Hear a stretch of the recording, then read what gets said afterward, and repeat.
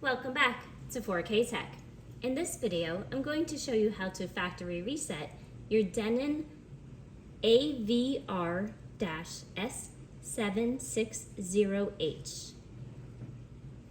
First, you'll want to turn off the receiver by pressing the power button. Then, you'll want to press and hold the left tuner preset channel button and the plus tuner channel preset channel button and the power button.